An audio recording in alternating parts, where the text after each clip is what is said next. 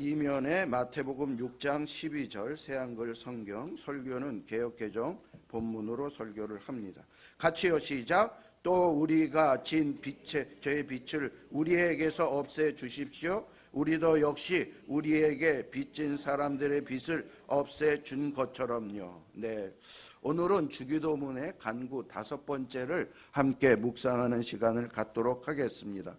5번째 간구는요, 우리가 우리에게 죄 지은 자를 사하여 준 것 같이 우리 죄를 사하여 주시옵고입니다. 지난주에 우리는 일용할 양식을 주시옵고를 함께 묵상을 했습니다. 우리 몸을 위한 양식, 밥을 달라는 기도였습니다. 그런데 오늘부터는 주제가 좀 달라집니다. 바로 영혼의 양식입니다. 주기도문의 구조를 한번 보십시오. 우리를 위한, 자신을 위한 간구가 4가지 있는데 그 중에서 육체를 위한 것은 딱 1가지, 일용할 양식이고요. 나머지 3가지는 영혼을 위한 간구입니다. 죄를 사하여 주시고 시험에 들게 하지 마시고 악에서 구하여 주옵소서. 왜 이렇게 비율이 다를까요? 그것은 하나님께서 우리에게 말씀하시는 것이 이것입니다. 우리의 육신이 중요하지만, 밥도 중요하지만 영혼이 더 중요하다라는 것입니다. 여러분, 세상의 끔찍한 범죄들을 보십시오. 단지 배가 고파서 일어나는 일들입니까? 아닙니다. 영혼이 병들고 비뚤어져서 생기는 일들이 대부분입니다. 내면 세계가 무너지면 삶 전체가 무너집니다. 그래서 우리는 밥을 구하는 것 이상으로 더 간절하게 영혼의 양식을 구해야 되고 죄 사함을 소원해야 합니다. 그러므로 오늘 이 기도는 우리가 우리에게 죄 지은 자를 사하여 준 것 같이 우리 죄를 사하여 주시옵고는 우리의 영혼의 순구멍을 틔우는 생명의 기도와 같은 것입니다. 이 기도에는 무엇이 전제되어 있습니까? 바로 우리에게 죄가 있다는 사실이 전제되어 있습니다. 우리가 죄인이라는 사실입니다. 그리고 우리가 여전히 죄 가운데 있다라는 사실입니다. 세상 사람들은 이 정의를, 이 진리를 싫어합니다. 그들은 자신에게 죄가 없다고 생각합니다. 내가 무슨 죄인입니까? 나는 법 없이도 살 수 있는 사람입니다 라고 말합니다. 그러나 여러분, 죄를 인정하지 않는다면 그 사람은, 그리고 온 인류는 캄캄한 어둠 속을 헤매게 됩니다. 인류 역사는요, 죄를 기준으로 타락 전 역사와 타락 후의 역사, 크게 2개로 나눌 수 있습니다.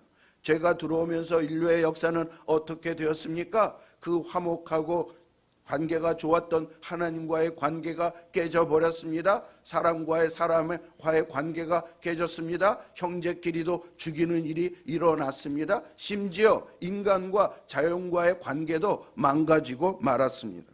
모두 다 죄 때문에 발생한 현상들입니다. 죄는요, 본질상 자신의 정체를 숨기려고 합니다. 마귀도 자신의 정체를 숨깁니다. 태초에 아담과 하와를 보십시오. 그들이 범죄하자마자 무슨 행동을 했습니까? 자신들의 모습을 감추려고 숲속 깊은 은밀한 곳에 숨었고요. 그리고 무화과 나무 잎으로 자신들의 부끄러운 부분을 감추었습니다. 이것이 죄의 본성입니다. 죄는 감추고 은폐합니다.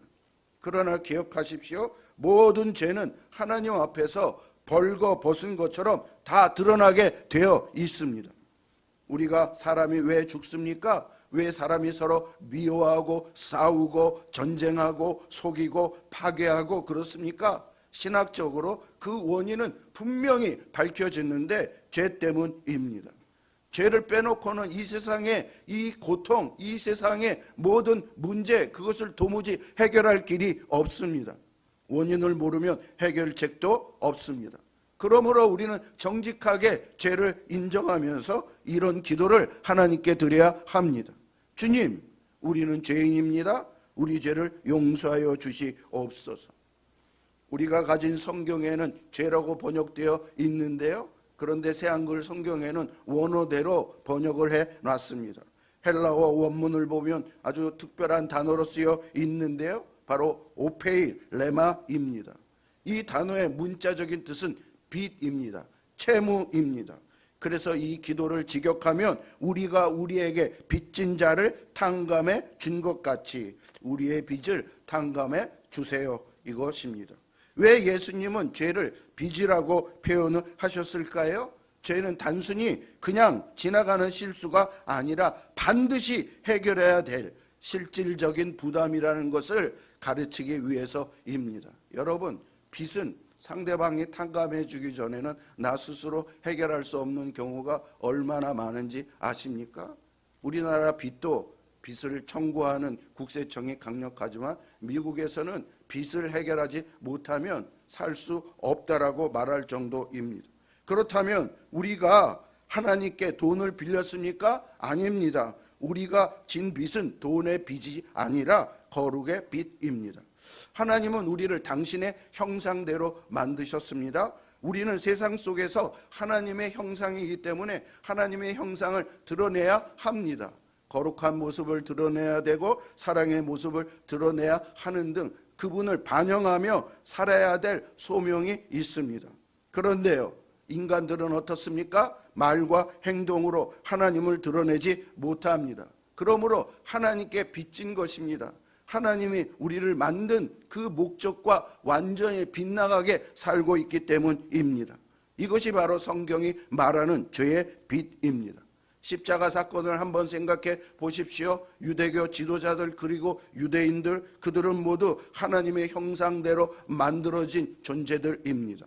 그런데 그들이요, 창조주이신 성자 하나님이신 예수님을 때리고 조롱하고 급기야 십자가에 매달아 죽여버렸습니다. 하나님의 형상이 하나님을 죽인 것입니다. 이것이야말로 갚을 수 없는 거대한 반역이자 빚 아닙니까? 우리도 마찬가지입니다. 우리도 생각과 말과 행동으로 수없이 하나님을 반역했습니다. 그러므로 우리 모두는 하나님 앞에 갚을 수 없는 거대한 거룩의 빚을 빈 채무자들입니다. 오늘 대표 기도하는 우리 지은 청년이 이 내용대로 내 설교 내용을 어떻게 알았는지 그것에 대해서 회개하는 기도를 했습니다. 그렇습니다. 우리는 말과 행동과 생각으로 하나님과 맞지 않는 일들을 매일매일 얼마나 해나가고 있는지요. 그러면 그럴수록 우리는 빚이 쌓이는 것입니다.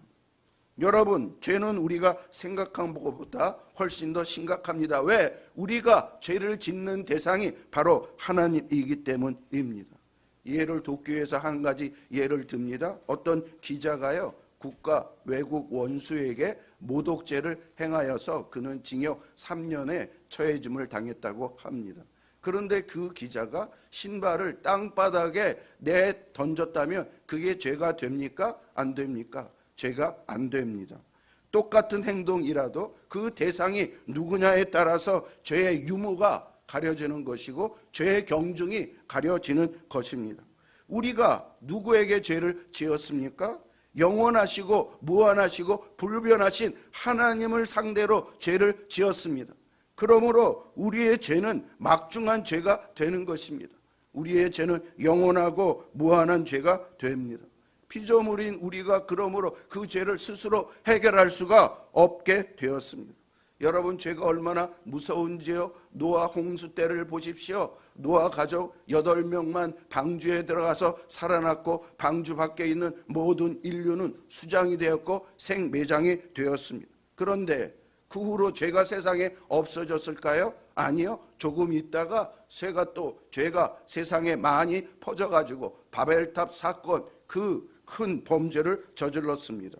엄청난 죽음으로도 죄 문제가 해결되지 않습니다. 인류가 다 사라져도 죄 문제가 해결되지 않습니다. 왜 그렇습니까? 죄의 무게가 천하의 무게보다 더 심각하고 무겁기 때문입니다. 그렇다면 어떻게 해야 합니까? 인간 스스로는 해결할 수 없습니다. 성경에 보면 하나님이 항상 다시 시작해요. 죄가 많을 때 아브라함을 들어서 또 모세를 들어서서 또 다윗을 들어서서 계속 실패.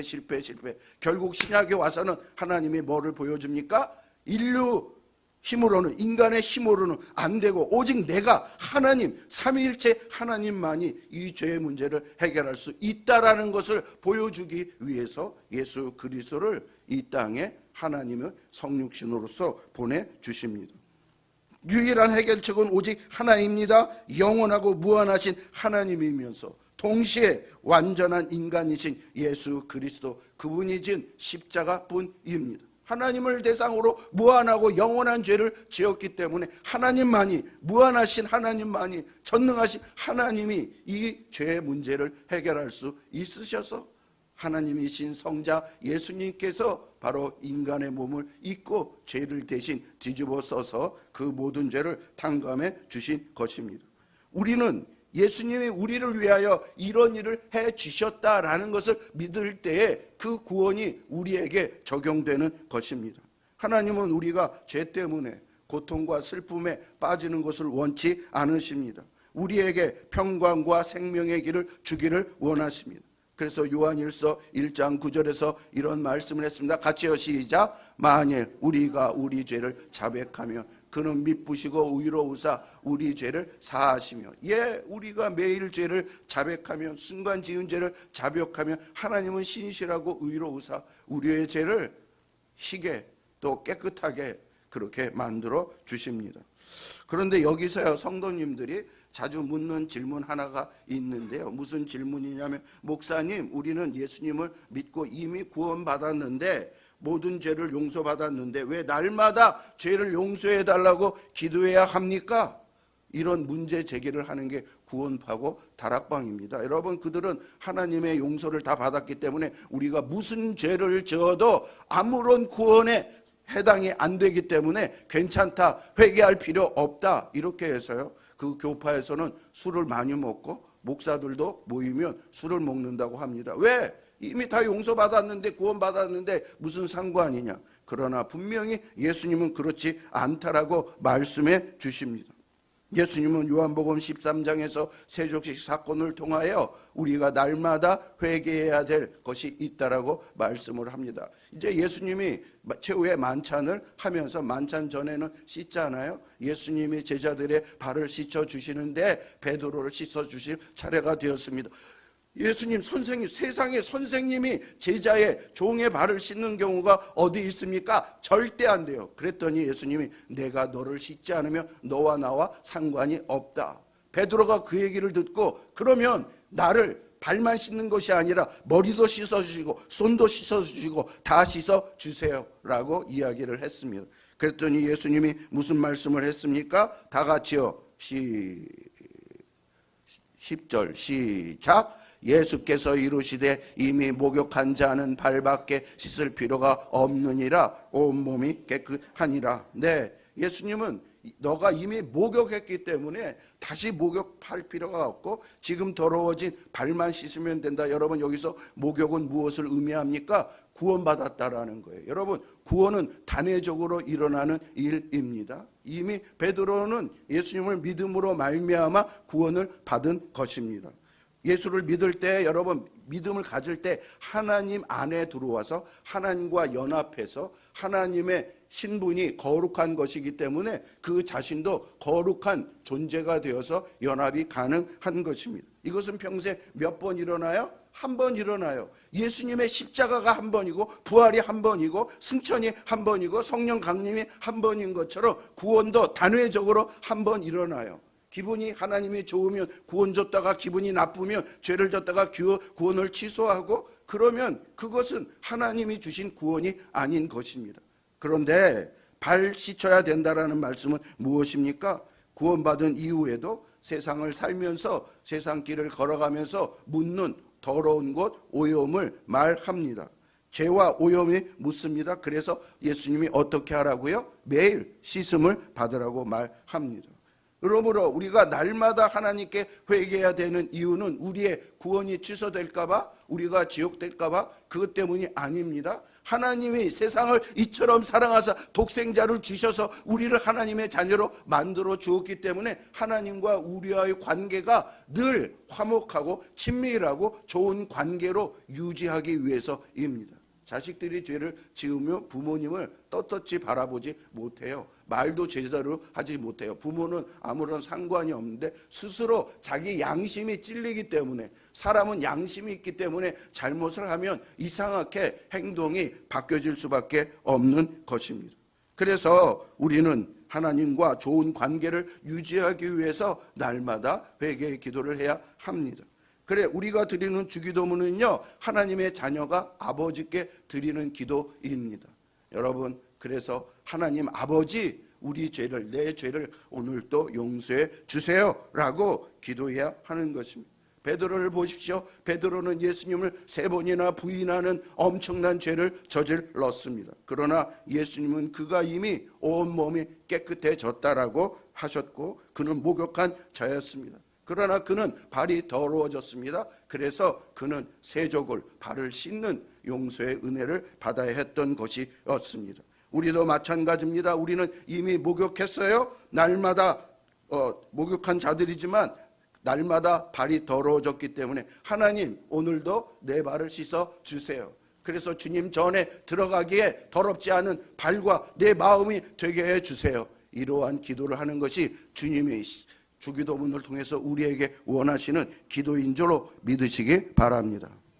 이제 기도의 조건을 살펴보겠습니다. 우리가 우리에게 죄 지은 자를 사하여 준 것 같이, 이것이 기도의 조건입니다. 여러분, 이것은 무엇입니까? 하나님의 용서와 사람의 용서는 뗄래야 뗄 수 없는 관계라는 말씀입니다.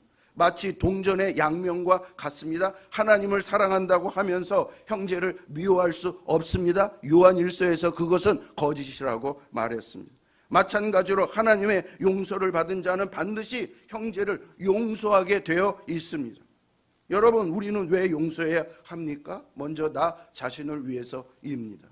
잠언 19장 11절에 보면 허물을 용서하는 것이 자기의 영광이다라고 말했습니다. 자기에게 영광이 된다라고 용서하는 자는 말했습니다. 용서는 내 안에 분노, 미움, 그리고 보복 심리를 죽이는 최고의 연습입니다. 내가 죽어야 다른 사람이 삽니다. 십자가의 원리가 무엇입니까? 내가 썩어질 때, 내가 죽어질 때 다른 많은 열매를 맺은 것처럼 내가 양보하고 내가 내 분노를 죽이고 그럴 때에 다른 열매가 나타나게 되어 있는 것입니다. 둘째로, 용서하는 것은 예수님의 사역을 계속하기 위해서입니다.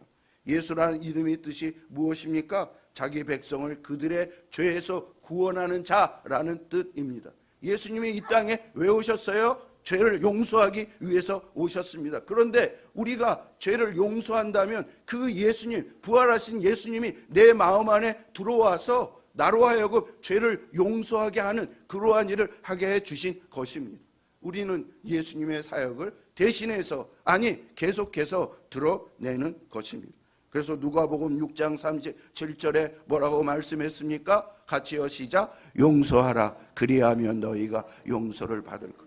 여러분, 이게 신약에서 황금률이에요. 황금률은 절대로 변하지 않은 법칙, 공식이란 말인데요. 누구든지 대접받고자 하는 자는 먼저 대접해라. 누구든지 사랑받고자 하는 자는 먼저 사랑해라. 마찬가지로 누구든지 주의 용서를 받고자 하는 자는 용서해라. 이런 말씀을 하는 것입니다. 여러분, 주님의 용서를 받기를 원하십니까? 주님의 대접을 받기를 원하십니까? 주님의 사랑을 받기를 원하십니까? 먼저 그렇게 하실 수 있기를 바랍니다. 이 세상에는 두 종류의 사람만 있습니다. 용서받지 못한 죄인과 용서받은 죄인입니다.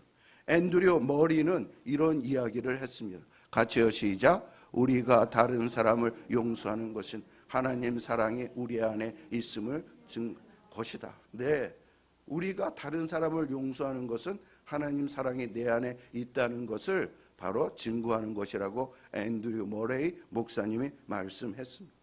하나님의 사랑은 흐르는 물과 같습니다. 하나님의 사랑의 물이 하나님으로부터 내려와요. 그 사랑이 우리에게 사랑을 적십니다. 또 우리는 그 사랑을 통로를 시켜서 다른 사람에게 그 사랑이 가게 합니다. 그 사랑이 그 사람에게 임하였습니다. 그 사람은 하나님께 또 감사하여서 하나님에게 사랑의 고백을 드립니다. 사랑의 선순환이 이루어집니다. 사랑의 회개가 이루어집니다. 그런데 만약에 나는 하나님께 용서받았으니 됐어 하고서 거기서 사랑을 전달하지 않고 끊어버린다면 어떻게 됩니까? 사랑의 선순환을 막아버리는 거예요. 하나님은 사랑의 선순환을 이루라고 말을 하는데요. 여러분, 물이 고이면 어떻게 됩니까? 썩어버리지 않습니까? 이것에 대해서 고발한 영화가 밀양인데요. 여러분, 밀양은 이동준 씨라는 영화평론가가 21세기의 한국 영화 중에 최고의 영화라고 이야기를 했는데요. 거기에 보면 어떤 사람이 가해자가 피해자의 아들을 죽여서 감옥에 들어가게 되었습니다. 피해자는 전도연 씨로 나오는데 굉장히 괴로워하고 힘들고 그것을 잊어버리기 위해서 교회에서 예배드리고 기도하고, 그래서 어느 날 자기 아들을 죽인 가해자에게 갔는데 가해자가 하는 말이 저런 말을 합니다. 내가 눈물로 회개하고 용서받았습니다. 그래서 내 마음은 편안합니다. 나는 당신에게 용서받을 필요가 없습니다. 용서할, 회개할 필요가 없습니다. 그렇게 하는 거예요. 피해를 본 사람은 자기인데, 고통을 받은 사람은 자기인데 자기에게는 한마디도 사과를 하지 않고 회개를 하지 않고, 그래서 그렇게 이야기를 하는 것입니다. 그러면서 이 책을 원래 쓴 사람이 이청준 씨인데요. 그 영화를 이창동 감독이 만든 건데 기독교의 이 잘못된 것에 대해서 고발을 합니다. 여러분, 우리가 우리의 죄를 하나님께 회개를 한다면 그것은 하나님과만 관계된 것이 아니라 사람에게도 연관이 되어서 사람에게도 용서를 비는 그러한 일을 해야 하는 것입니다. 예수님께서 삭개오, 누가복음 13장입니까? 19장에 삭개오가 나오는데 삭개오가 예수님을 만나서 자기의 죄를 회개합니다. 내가 남의 것을 훔치고 남의 것을 잘못했다면 그것에 대해서 4배의 빚을 4배로 갚겠습니다라고 했습니다. 그랬더니 예수님이 뭐라고 하십니까? 그래, 너의 구원이 너의 집에 임했다. 드디어 사람과의 잘못된 것을 회개한다고 할 때에 예수님께서 그 집에 구원을 허락해 주셨던 것이었습니다. 이것은 무엇을 말합니까? 하나님께 회개하는 것도 중요하지만 사람과의 잘못된 그것도 회개해야 된다. 너희가 누구든지 하나님 앞에 제단을 쌓으려고 할 때 사람과의 잘못된 허물이 생각이 나거든 그것을 먼저 가서 해결하고 돌아와서 예배를 드릴 때 그 예배를 받아주신다라고 말씀을 하신 것입니다. 또 용서의 진리를 예수님은 마태복음 18장에 달란트 비유로 말씀을 해줬습니다. 어떤 왕이 있었는데요, 그 부하에게 빚을 빌려줬는데 그 빚이 쌓여서 1만 달란트라는 빚을 지게 되었습니다. 여러분, 1만 달란트가 얼마나 많은 돈이냐면 당시에 하루 임금을 1데나리온이라고 얘기를 했는데 6,000데나리온, 6,000일 동안 일할 때에 1달란트가 되는 것입니다. 근데 지금 이 사람은 몇 달란트라고요? 빚을 졌다고요? 1만 달란트. 그러므로 6,000일에 곱하기 1만을 하면은요 6천만이 됩니다. 6천만은 6천년 20만 년 동안 한 푼도 쓰지 않고 모아야 모이는 돈인 것입니다. 여러분, 이것을 어떻게 사람이 그 빚을 탕감할 수 있습니까? 갚을 수 있습니까? 도저히 갚을 수 없습니다. 그런데 왕이 너무나 자비롭게 이 엄청난 자기가 죽을 때까지 갚아도 갚을 수 없는 그것을 다 탕감해 주었습니다. 이 사람은 얼마나 감사했겠습니까? 얼마나 시원했겠습니까? 그래서 왕궁에 나와서 룰루랄라 하면서 자기의 집으로 가는데, 그런데 자기 친구가 100데나리온 자기에게 빚을 진 친구를 만났습니다. 100데나리온은요 우리나라 100일치의 그 임금인데 4달치 월급이 된다고 합니다. 1,200만 원에서 1,500만 원, 많으면 2천만 원 정도 되는 그 돈입니다. 물론 그 돈도 작은 돈이 아니지만 20만 년 연봉에 비하면 그냥 세 발의 피인 거죠. 아무것도 아닌 거죠. 그런데 그가 이 빚진 100데나리온 빚진 자를 멱살을 잡고 흔들고 감옥에 내 돈을 갚지 않았다라고 쳐넣습니다. 그런데 그 소식을 왕이 듣고 분노해서 이렇게 이야기를 합니다. 뭐라고 이야기를 했을까요? 같이요, 시작. 이 악한 종아, 내가 너를 불쌍히 여김과 같이 너도 내 동료를 불쌍히 여김이 마땅하지 아니하냐? 네, 이 비유를 무엇을 말합니까? 우리가 다른 사람을 용서하지 않는 것은 단순히 마음이 좁아서가 아닙니다. 그 원인은 배은망덕하기 때문에 은혜를 잊어버린 거예요. 자기가 먼저 받은 은혜를 잊어버려서 그렇기 때문에 이런 범죄를 저지른 것이라고 말을 합니다. 여러분, 우리도 하나님께 받은 1만 달란트의 죄, 1만 달란트의 평생 죽어도 내 스스로 어떤 방법으로도 갚을 수 없는 죄를 지었다라는 것. 그러나 예수님으로 말미암아 하나님이 자기의 아들을 죽이기까지 하시면서 우리의 죄를 용서해 주셨다는 걸 알 때에 100다나리요, 1,500만 원, 2,000만 원 그거 아무것도 아니지 않습니까? 우리는 그것을 용서해 주고 부채를 탕감해 주는 그런 마음이 되어야 합니다. 여러분, 이 죄를 용서하기 위해서 예수님께서 십자가를 지셨는데 우리는 그것을 이어서 해야 되는데 그것을 하지 않는다면 예수님이 십자가에서 죄를 용서하기 위하여 못 박아 죽은 그 일이 헛일이 되는 것입니다. 우리는 교회는 계속적으로 예수님의 구속의 사역, 대속의 사역을 이어서 해야 되는데 우리는 우리의 이기심과 우리의 욕심 때문에 그 일을 하지 않는다면 주의 대속의 사역에, 죄 용서함의 사역이 우리 가운데 일어나지 않게 되는 것입니다. 어떤 사람은 나에게 상처 준 사람은 저 사람은 절대로 용서 못해요, 이렇게 이야기를 합니다. 하나님이 나를 용서해 주신 그 달란트를 생각한다면 이런 말이 우리가 쉽게 나오지 않을 것입니다. 내가 받은 용서가 얼마나 큰지 깨달은다면 우리는 감히 형제의 멱살을 잡을 수 없습니다. 그러므로 우리는 우리가 우리에게 죄 지은 자를 사하여 준 것 같이 이런 기도를 하면서 하나님과 거래, 이건 하나님과 거래하자고, 여기서 우리가 우리 죄를 사해 줬으니까 하나님도 사해 주세요, 그런 거래의 얘기가 아닙니다. 이것은 증거입니다. 하나님이 내 죄를 용서해 주셨으니 내가 그 은혜를 깨닫고 감사해요. 나도 용서하여 용서받은 자로서의 증거를 나타나게 해 주시옵소서. 주기도문은 이 기도를 하라는 것입니다. 여러분, 용서하지 않는다면 하나님이 나를 용서해 주신 그것에 대해서 아직 못 깨달은 것입니다. 그 은혜를 진정으로 여러분이 얼마나 엄청난 죄 가운데 있었던 것을 알지 못하는 것입니다.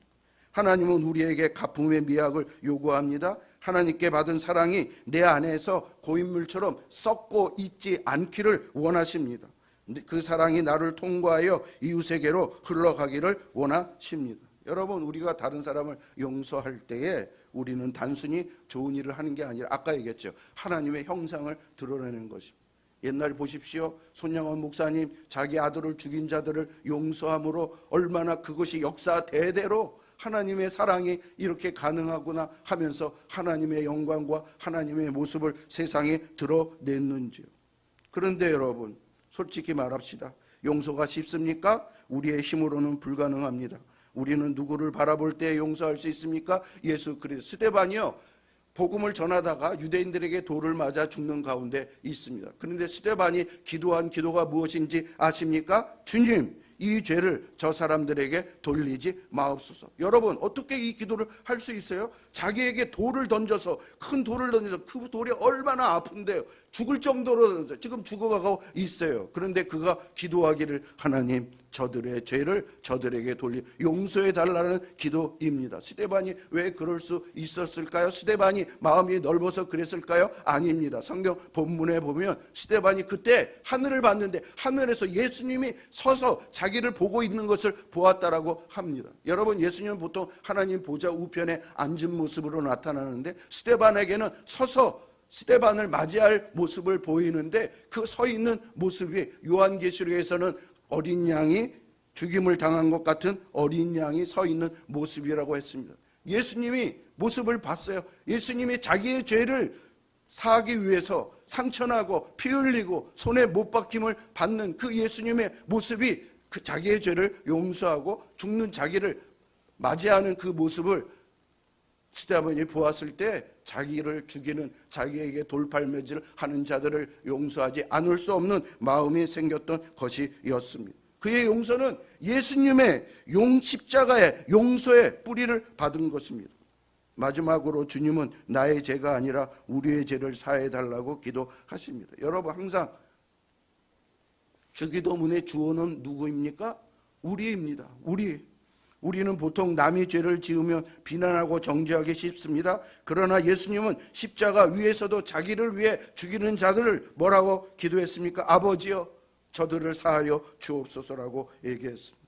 여러분, 지도자들은, 성경에 나타난 지도자들은 다른 사람의 죄를 지적하는 게 아니라 다른 사람의 죄를 내가 지었다라고 생각하고 그것을 회개했습니다. 느헤미야가 이스라엘 백성의 죄를 졌지만 하나님, 저들의 죄는 내 죄입니다. 저들의 죄를 용서해 주시옵소서. 또 모세도 이스라엘 백성이 하나님께 반역하는 죄를 지었을 때 하나님, 이 죄를 용서해 주옵소서. 이 죄를 용서해 주지 않으면 내 이름을 생명책에 거둬가도 괜찮습니다. 우리 백성의 죄를 용서해 주시옵소서.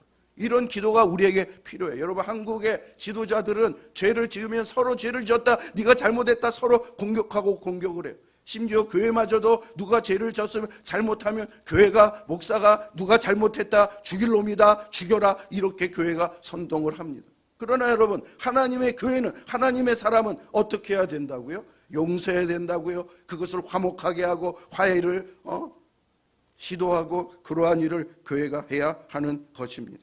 그러므로 교회는 세상이 악하다고 손가락질만 하지 마십시오. 교회가 타락했다고 비판만 하지 마십시오. 그 죄를 나의 죄로 끌어안고, 하나님, 우리의 죄를, 우리 나라의 죄를, 우리 가족의 죄를, 우리의 민족의 죄를 용서하여 주시옵소서. 이런 기도가 교회에 나와야 하는 기도입니다. 아무도 아멘을 안 하시네요. 세상의 모든 죄를 짊어지신 예수님처럼 우리 교회도 이 시대의 죄악을 어깨에 메고 하나님께 나아가야 합니다. 이것이 교회의 사명입니다. 제사장 된 사명, 교회가 왕 같은 제사장이요, 그렇게 얘기하잖아. 제사장은 뭐예요? 하나님과 우리의 문제, 사람과의 사람의 문제, 얽힌 문제를 해결해야 돼요. 교회가 회개하고 교회가 사랑의 모습으로 나타나고 그렇게 해야 합니다. 말씀을 맺겠습니다. 사랑하는 성도 여러분, 용서는 선택이 아닙니다. 옵션이 아닙니다. 이것은 의무입니다. 사명입니다. 그 의무는 그러나 무거운 것이 아닙니다. 우리를 자유케 하는 길입니다. 용서하지 못하는 마음은 스스로 복수의 감옥에 자기의 마음을 가두는 것입니다. 지옥은 하나님이 범죄한 자에게 던져놓는 것이기도 하지만, 내가 하나님의 은혜를 거부하고 형제를 미워하며 스스로 걸어 들어가는 상태가 지옥이기도 합니다. 용서하지 못할 때 얼마나 마음이 괴롭습니까? 스스로를 괴롭게 하고 그것 때문에 헤어나지 못하고 다른 일을 못합니다. 그러므로 이제 감옥문을 여시고 나오십시오. 십자가를 바라보십시오. 1만 달란트에 탕감받은 은혜를 기억하십시오. 그리고 이렇게 기도하십시오. 주님, 제가 하나님의 엄청난 용서를 받은 자임을 잊지 않게 하옵소서. 그 은혜를 무시하는 배은방덕한 종이 되지 않게 하옵소서. 예수님이 나를 용서한 것 같이 나도 형제를 용서하게 하여 주옵소서. 여러분이 용서할 때 여러분은 가장 예수님을 닮은 사람이 됩니다. 이 용서의 은혜가 저와 여러분에게 우리 교회 안에 가득하기를 축원합니다. 예.